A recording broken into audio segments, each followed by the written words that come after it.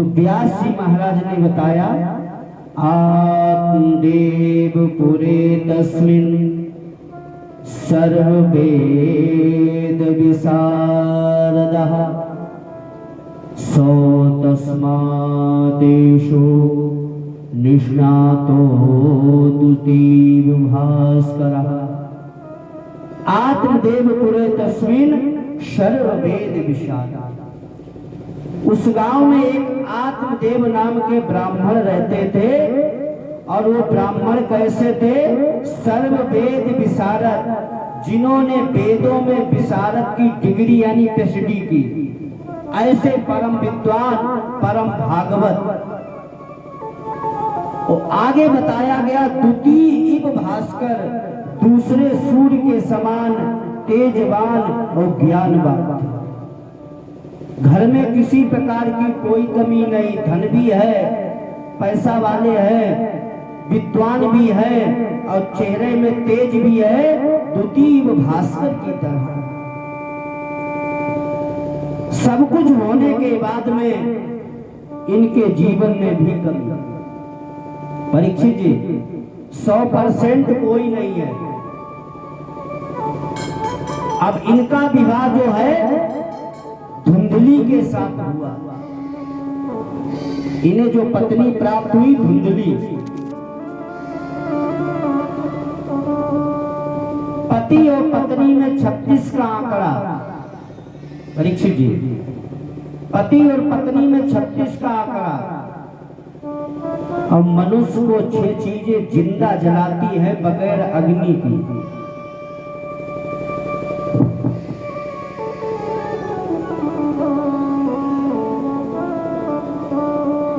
बोलिए शंकर भगवान की जय हो। मनुष्य को 6 चीजें जिंदा जलाती है। कुग्राम उबासा, कुलहीन सेवा, कुभोजनम चा, क्रोधमुखी च भार्या, मूर्खस् पुत्रा, विधवास् कन्या, खड्जीव लोके दहन्तमिव पावका। मनुष्य को 6 चीजें जिंदा जलाती हैं। यहाँ आत्मदेव जी के पास सब कुछ है, पर पत्नी अनुकूल नहीं प्राप्त हुई। कुग्राम वासा, जैसे आपका खराब गांव में बसेरा यानी रहने को मिले। खराब गांव, खराब गांव कैसा होता है? जहां पर कभी कोई भगवान की कथा नहीं होती, पड़ोसी ऐसा फंस जाए, सुबह झाड़ू लगाए, कूड़ा आपके दरवाजे पर लगा दे, वो खराब गांव। कुग्राम वासा। और दूसरा बिंदु है कुलहीन सेवा। ऐसा समय आ जाए, जो लोग हमारे यहाँ काम करते थे, आज ऐसा समय आ जाए हमें उसके यहाँ काम करना। कुलहीन सेवा। और तीसरा बिंदु है कुग्राम वासा, कुलहीन सेवा, कुभोजनम। तीसरा बिंदु है मनुष्य को 6 चीजें जिंदा जलाती बगैर अग्नि। तीसरा बिंदु है कुभोजनम। अगर जीवन में अगर भोजन नहीं सही प्राप्त हो रहा तो शरीर में बीमारियां अपना बसेरा। और चौथा बिंदु है क्रोध मुखी च भार्या। पत्नी क्रोधी प्राप्त हो जाए। जैसे परीक्षित जी, आप कोई काम करके आए और आपने पर गर्मी का समय है और पत्नी से कहा एक गिलास पानी दो, तो पत्नी ने उठाया गिलास, फेंक के मारा, लो गिलास पानी पी। क्रोध मुखी च भार्या। और 5वां बिंदु है मूर्खस्य पुत्र। अगर आपका बेटा पागल हो जाए, जुआरी हो जाए, शराबी हो जाए, आए दिन दरवाजे पर पुलिस खड़ी हो तो आपको कष्ट है। और छठवां बिंद है, जवानी की अवस्था में अगर बेटी विधवा हो जाए, जब भी माता पिता के सम्मुख पहुंचेगी तो माता पिता को कष्ट है। आज आत्मदेव के पास सब कुछ है, पर पत्नी ने अनुकूल नहीं है।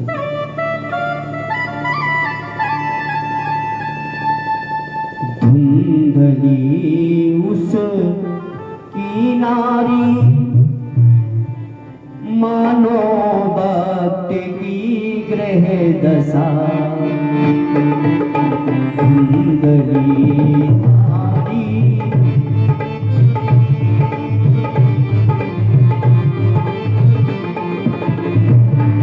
धुंधली उसकी नारी, मानो भक्त की गृह दशा। स्वामी जितना सज्जन था, नारी उतनी कर्कशा थी। स्वामी जितना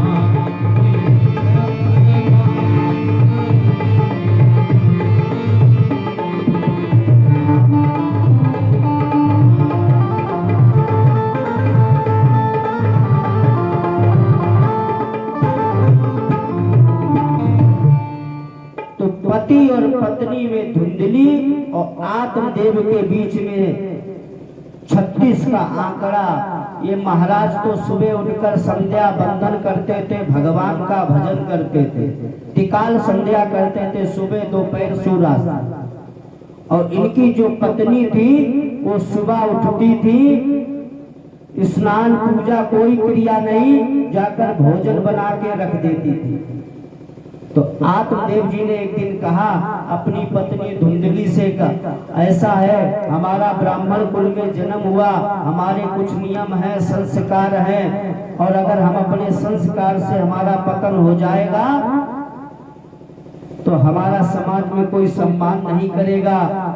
ऐसा करो, सुबह उठकर भगवान का स्नान पूजा क्रिया के बाद ही भोजन बनाया करो। तो इनकी पत्नी ने कहा ऐसा है, खाना हो तो खा लो, और नहीं तो जब समय मिले तो बनाकर खा। आत्मदेव जी, और जो बुद्धिमान होता है, ज्ञान होता है, जिसकी समाज में प्रतिष्ठा होती है, और पत्नी अगर झगड़ालू प्राप्त हो जाए तो अंदर ही अंदर वो घुटता रहेगा, कहेगा किसी से नहीं, अंदर ही अंदर घुटेगा। आत्मदेव ने बहुत कुछ समझाया। समय विवाह का काफी समय हो गया और इनके कोई संतान भी नहीं, इनके कोई संतान नहीं।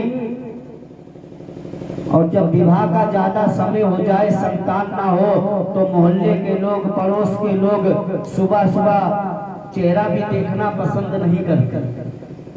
विवाह का 12 बरस हो गया, कोई संतान नहीं, पत्नी भी अनुकूल नहीं, आत्मदेव परेशान। तो विचार किया इससे तो अच्छा है मर जाना ही अच्छा है।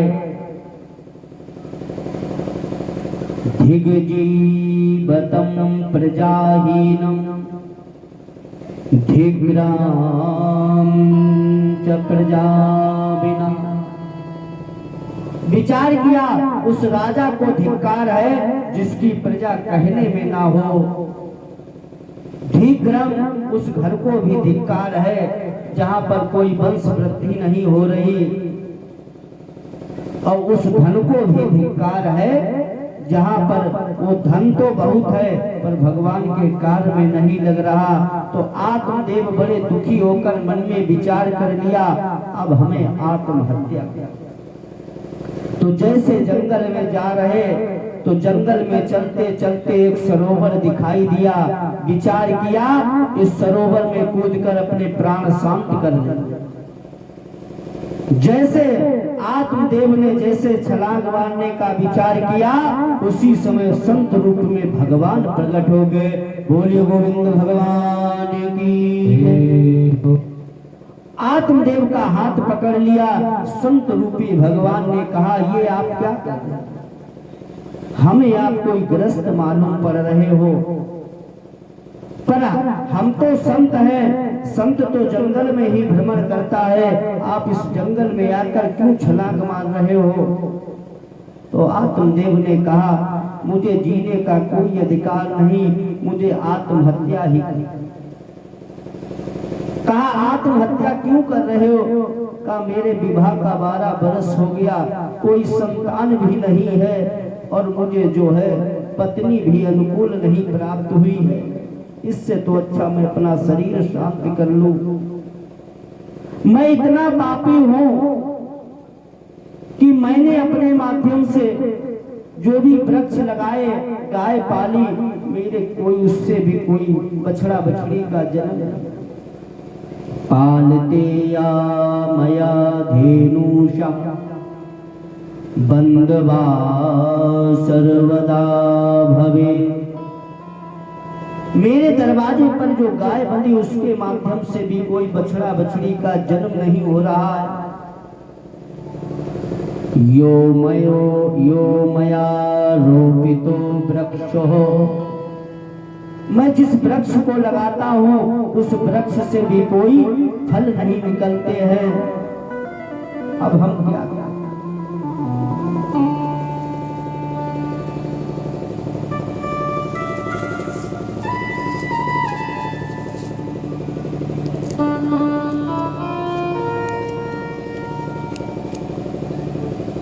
बोलिए हनुमंत लाल की जय।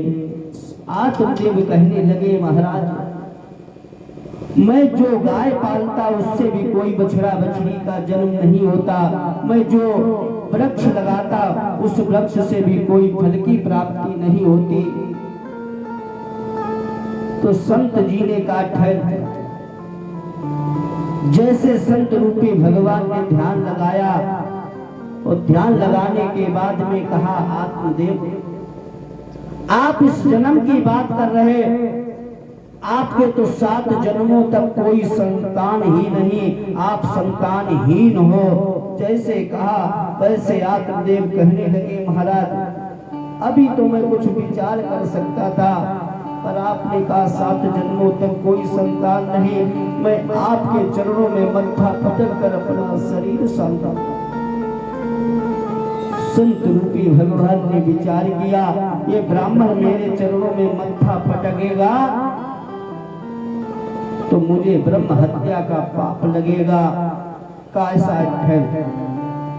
आत्मदेव को उठाया और कहा, धैर्य धारण कर, और जीवन में जब भी कोई संकट आए तो धैर्य धारण कर। मानस काल ने बताया, धीरज धर्म मीत और नारी, धीरज धर्म मीत और नारी, धीरज धर्म मीत और नारी, धीरज धर्म मीत और नारी, धीरज धर्म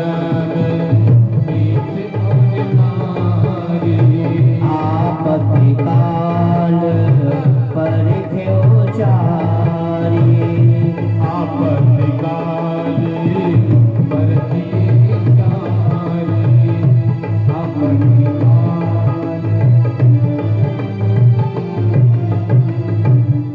धीरज धर्म मित्र और नारी।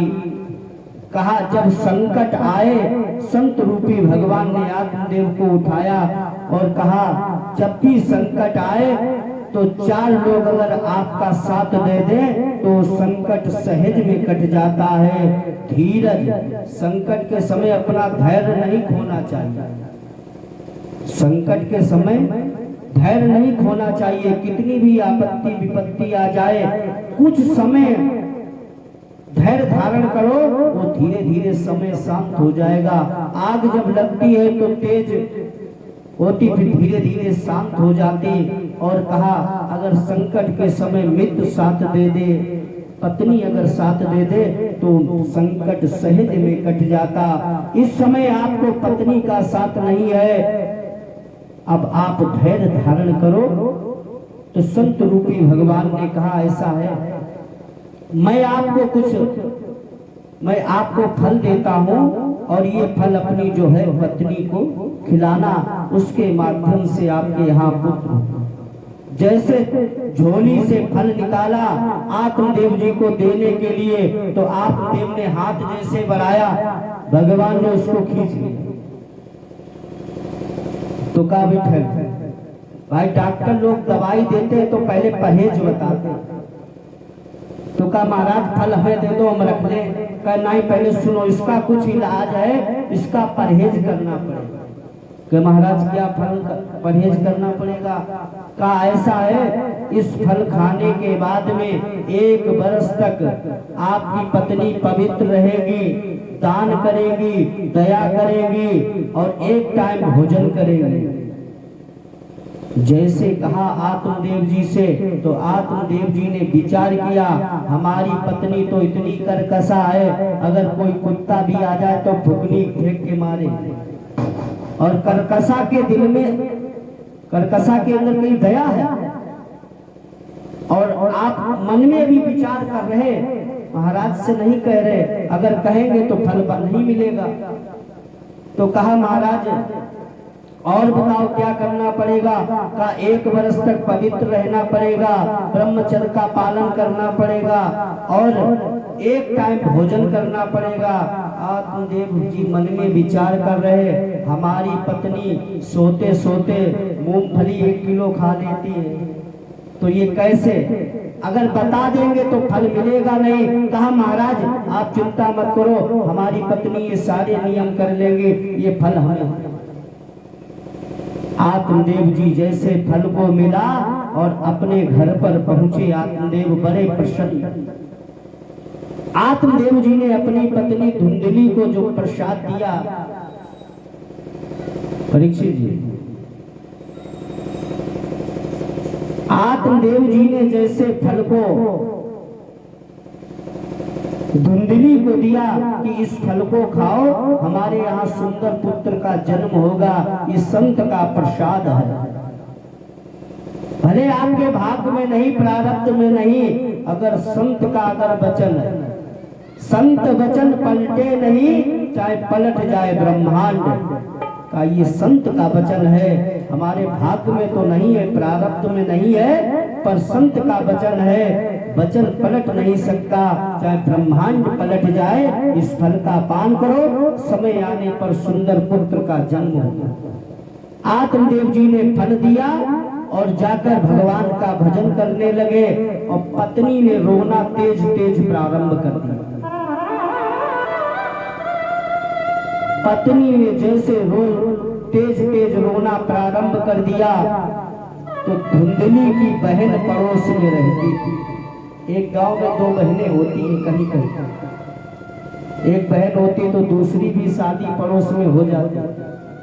तो जैसे धुंधली रोने लगी तो बहन भाग के आई, बहन क्या हो गया, रोने का कारण क्या है? तो कहा तुम्हारे, मेरे पति और तुम्हारे कौन हुए? जीजा। कहा तुम्हारे जीजा। हमारा तो विचार है किसी का स्वास्थ्य खराब ना हो, किसी का स्वास्थ्य खराब ना हो।